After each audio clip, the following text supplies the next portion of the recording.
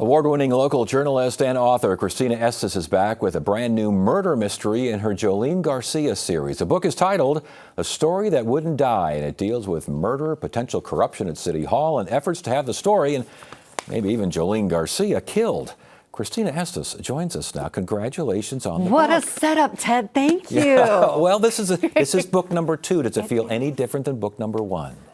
So the process right now feels when I was here last time, I was nervous and geeky, and this time I feel excited and geeky. Yeah, good. As long as you keep the geeky, that's all we care about. But you've kind of gone through the process now. Yeah. You also went through the process of writing a book. First time, I would imagine, again, a little anxious. Was it any better this time? It was better because I knew that my writing was better, and I also felt the story was better, and I also knew I didn't really have to worry about whether it was just going to sit in a drawer for the rest of my life, that I had a deadline, and so you needed to finish it. That makes a difference, doesn't it? Yeah, when you know when you know it's going to get published as to I hope it's going to get. Okay, who is Jolene Garcia? Jolene is a Phoenix TV reporter. She's 29 years old, from the Midwest, who feels like a complete fish out of water in Phoenix.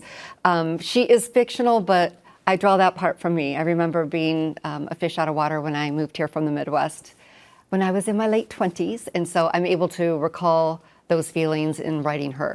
Her relationship with her bosses and with her co-workers. Describe, as best you can, overview of that. Interesting. How about that? Yes. Jolene has a favorite photographer, which many reporters do, just like many photographers have favorite reporters.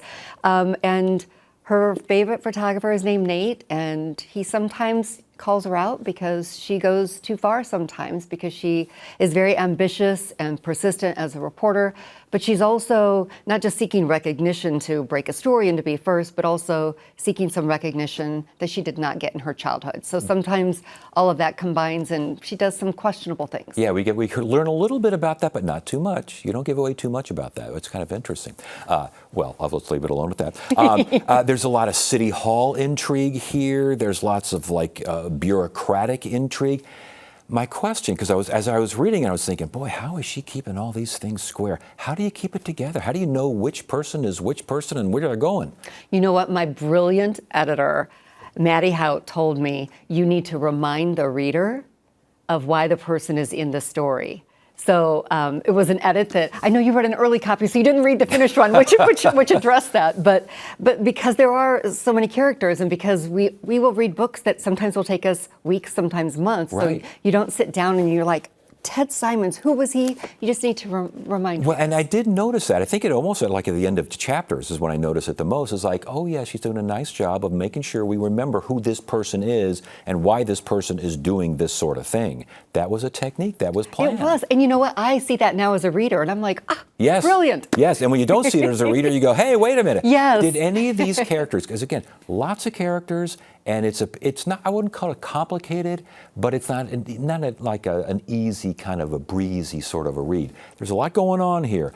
How did you make sure that they went in the right direction and these characters didn't just go all falling all over themselves wherever they want to go? Well, I covered City Hall for 9 years. So certainly my experiences and the people I encountered inspired the characters. This is fictional. However, Ted, I'm going to test your knowledge.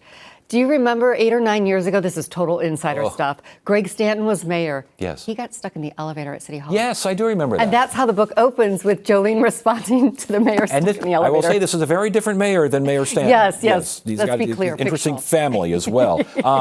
The response from local politicians, obviously this book is coming out tomorrow, so we haven't had too much response on this. Yeah. But in general, from reporters in town, besides the fact that there are no characters that are Arizona PBS hosts, charming, loquacious, Next book. Okay, all right. But besides that fault, what are you hearing as far as response? Do people say, I know you're writing about me? Well, you know what's funny is there's a lot of speculation about who JJ is, which is Jolene's nemesis. Oh boy, yeah, yes. So there's a lot of speculation about that.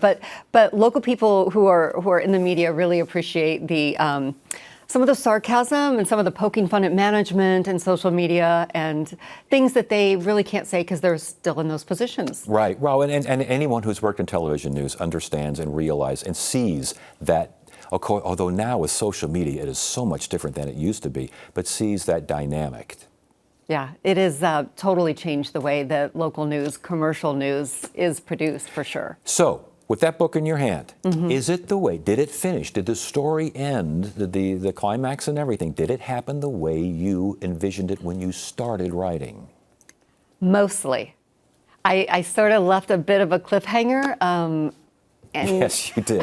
Yes, you did. But that's a little almost separate and apart from some of the other aspects of the story. something really big happens to Jolene, and I didn't know how it was going to continue, and so I was like, I think I need to leave it there. Okay. And let the reader decide how they want it to end. Yeah. Yeah. But between that and the first page, pretty much how you planned it?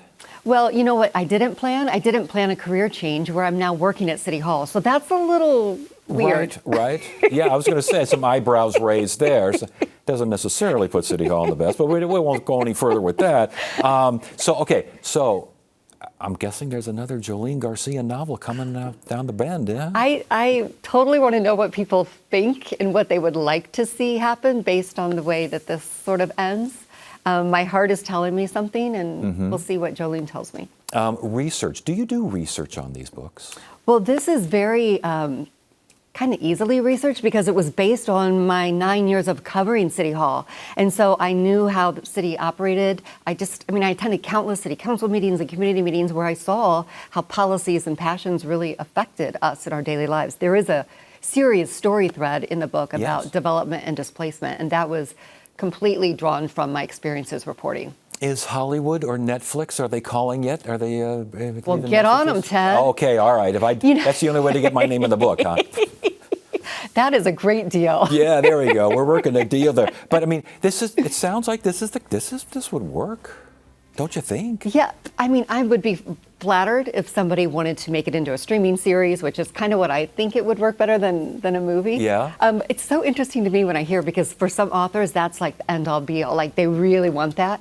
And this was my baby. I love my baby. It's perfect the way it is. Not perfect, but Yeah. I'm happy with it the way it is. You should be happy with it. Congratulations Thank again you. on book number 2, Christina Estes, A Story That Wouldn't Die. And you just keep writing them and we'll keep reading them. How's that? Thank you. That's a great deal. Good to Thanks. have you here.